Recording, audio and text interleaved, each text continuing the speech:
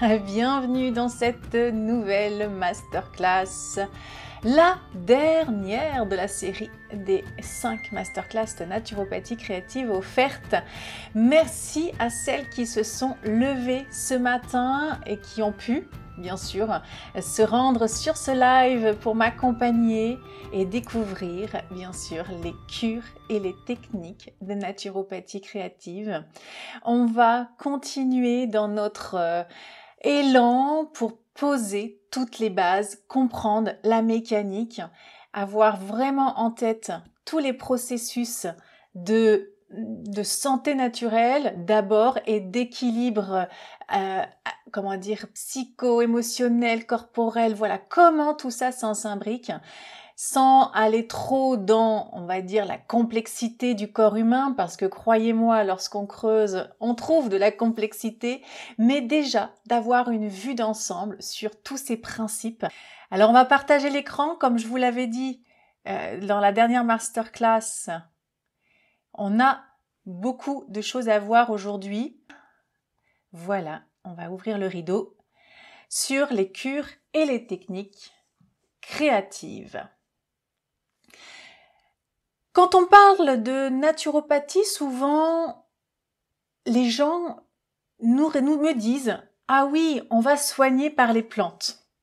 Bon, si vous avez suivi les 4 premières masterclass, vous avez compris qu'on n'est pas tout à fait dans cette énergie-là et encore moins avec la naturopathie créative.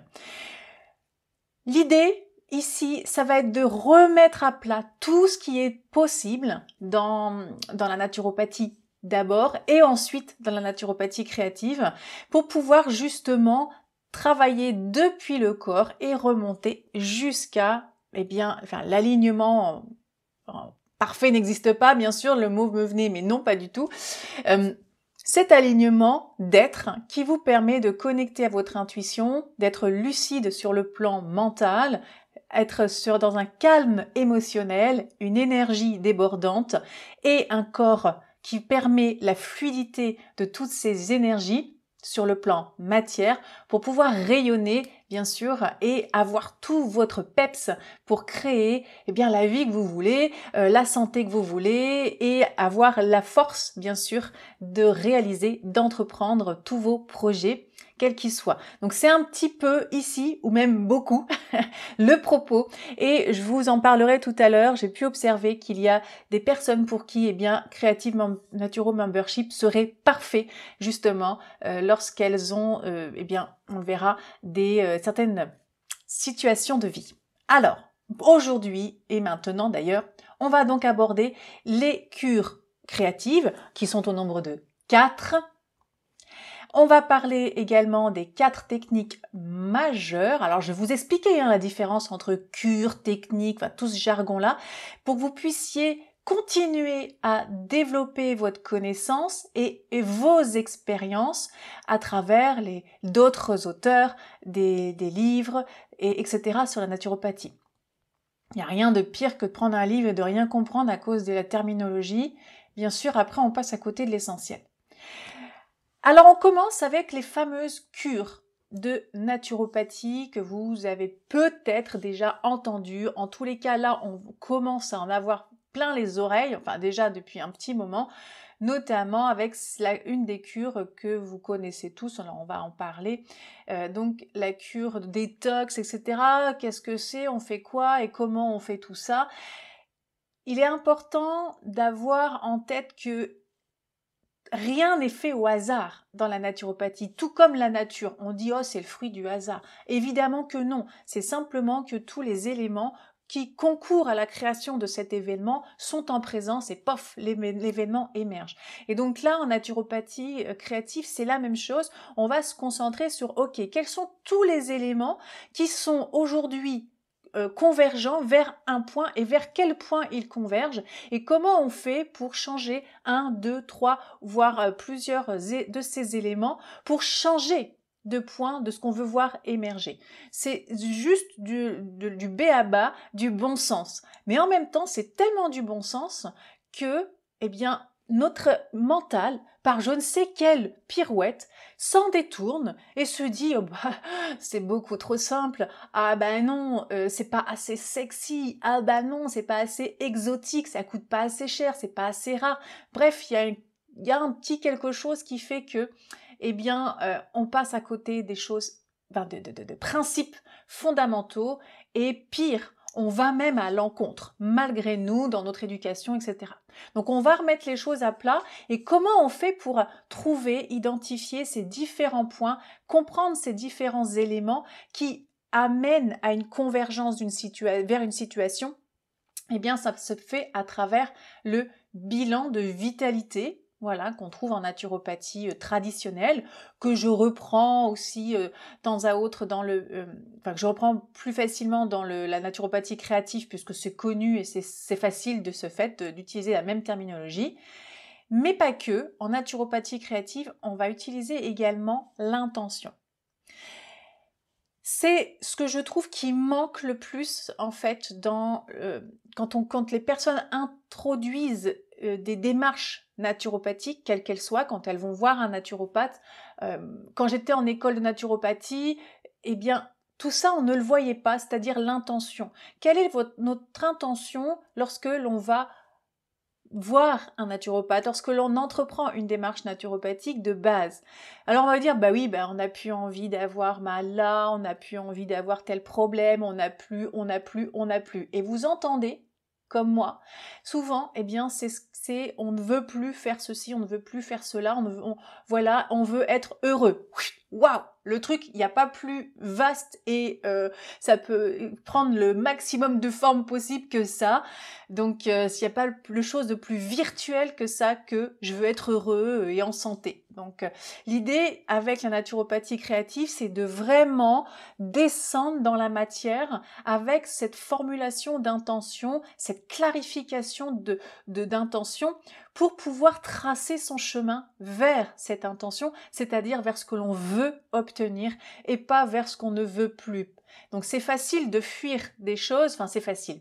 Je veux dire, tout le monde veut fuir des choses, c'est évident, mais oublie de se donner une direction vers quelque chose qui sera beaucoup plus profitable. Et alors, vous imaginez, c'est comme si vous disiez, allez, je pars en vacances, j'ai mes bagages, j'ai pris mes vêtements pour l'hiver, mes vêtements pour l'été, mes vêtements de pluie, mes vêtements pour la montagne, mes vêtements pour la plage, parce que je sais pas en fait où je vais. Mais je sais que je pars d'ici. Bon, ça peut avoir un côté sympa, mais bon, quand on a envie vraiment d'atteindre un objectif, si on ne sait pas vers quel objectif on se dirige, vers quelle destination s'orienter, c'est compliqué. En fait, ça devient laborieux. C'est riche, voilà, on fait plein d'expériences où on se dit tiens, en fait, c'est pas là que j'ai envie d'aller. Ah bah j'ai pas envie d'aller là non plus. Et puis là non plus. Et en fait non, alors là surtout pas. En fait non. Et il y a à un moment donné cette frustration de faire beaucoup de choses et de ne pas réussir à atteindre ce qu'on veut.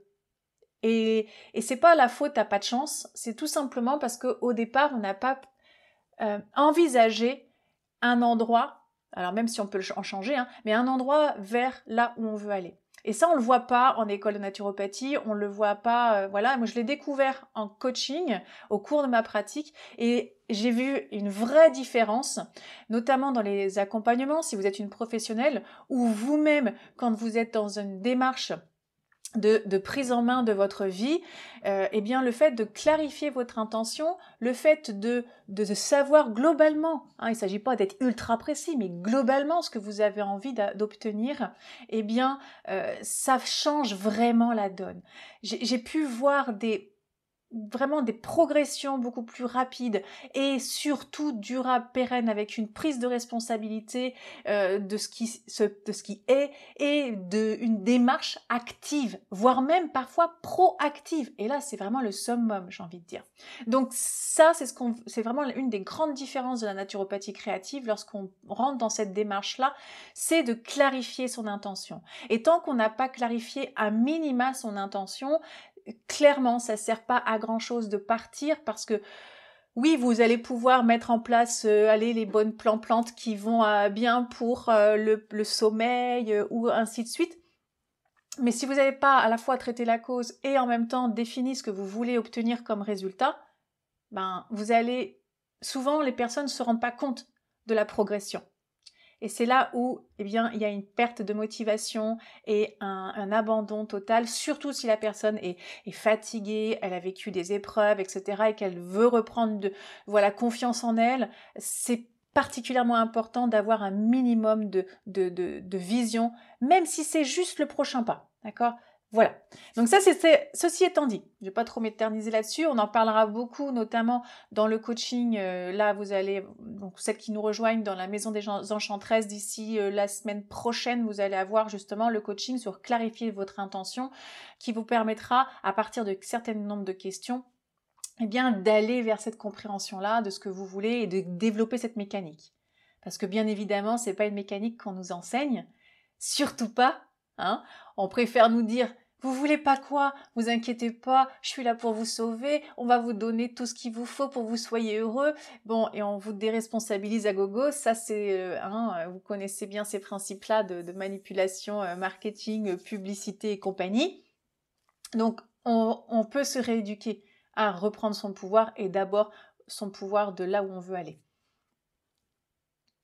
Alors, hop, on va continuer donc d'ici. Alors le cycle des cures de naturopathie créative, on dit comme ça traditionnellement qu'il y a 4 temps. Il y a la phase de nettoyage, on va redonner de l'énergie, on va intégrer, stabiliser tout ce qui s'est produit, tout ce qui a été acquis, nettoyé, là, donc là, on va dire la nouvelle donne, on stabilise tout ça, on intègre, et puis une fois que les bases sont de nouveau augmentées, on va développer, donc quand on a récupéré des forces et tout ça, on va développer son potentiel, et généralement, on oscille plus entre je nettoie, je redonne de l'énergie, etc.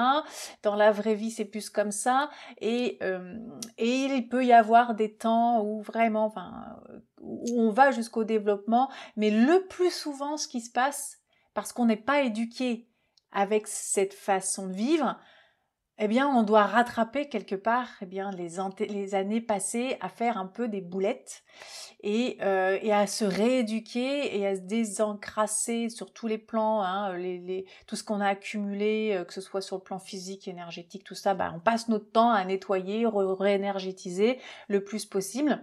Mais je vous rassure, on peut quand même développer aussi son potentiel.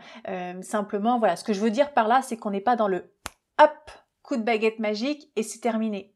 C'est un travail d'une vie parce que vous avez une vie en vous qui continue de fonctionner et donc il y a toujours des encrassements, il y a toujours des pertes d'énergie, il y a toujours besoin d'intégrer des nouvelles choses et de se développer. Donc on appelle ces cures notamment la cure des détox, vous avez déjà entendu parler, évidemment. Donc, on va éliminer les polluants, oui, mais pas que les polluants du physique, mais tous les polluants. Et ça permet également ainsi de fluidifier la circulation de tous les éléments de vie, à travers notamment l'eau et l'information véhiculée par l'eau, on en avait déjà parlé. Il y a le temps de revitalisation donc qui permet de recharger les batteries. On en a parlé largement dans la dernière masterclass au niveau de la co-création, donc en savoir se revitaliser. Et ça permet de stimuler ici. On va stimuler également la circulation, pas que la charger. Il faut donc parce que s'il y a des blocages, etc. Donc il faut stimuler lorsque c'est un peu ralenti. Notre corps a des fois il a besoin de se rééduquer au fait d'avoir plus d'énergie. Parce qu'il est plus habitué. Ça arrive. Ça, il y a besoin. Et puis, donc, l'intégration, c'est toute la phase de stabilisation. Donc, ça s'appelle la cure de stabilisation. On intègre tous les changements. Il faut du temps pour ça, évidemment, puisqu'on dit que globalement, il faut 3 mois pour que le sang se change de A à Z. Ok, donc c'est-à-dire qu'aujourd'hui, vous avez un certain nombre de cellules sanguines, votre sang il est composé d'une certaine manière, et dans 3 mois jour pour jour, alors jour pour jour, j'exagère un peu, mais voilà, plus ou moins quelques 2-3 jours, vous n'aurez plus du tout de cellules sanguines d'aujourd'hui. Elles auront toutes été renouvelées.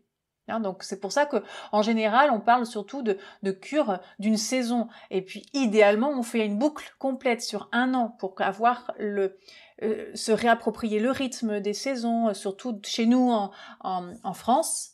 Bien sûr, si vous êtes plus près de l'équateur, on est plus sur de la deux saisons que 4 par an, donc c'est à vous de vous adapter à votre environnement également. Mais ça se passe dans cette phase-là.